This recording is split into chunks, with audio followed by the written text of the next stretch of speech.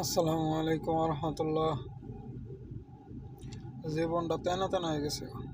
এদিকে রুমের টেনশন, ডিউটির প্যারা, রুমের প্যারা। আবার ওই যে বিকালবেলায় রুম ক্লিনের লোক নামিয়ে দিয়ে গেছিলাম, এখন আইসি আবার তাদের নিতে। নামিয়ে দিয়ে গেছি বিকালবেলায়, এখন আইসি নিতে আইসি। রাতের কাজ শেষ হয়েছে, তো রাত বাজে 10টা, আমার ডিউটি শেষ 9টায়, 10টার সময় এদের নিতে আইসি। এই হলো আমার জীবন।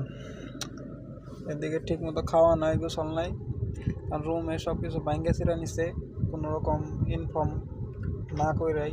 রান্না বান্না নাই, আবার এদিকে ডিউটির প্যারা তো আছে। রাত বাজে 10টা, এদের উঠিয়ে নিয়ে এদের রুমে নামিয়ে দিম, তারপরে সে আমি রুমে যাইতে পারব। শান্তি নাই।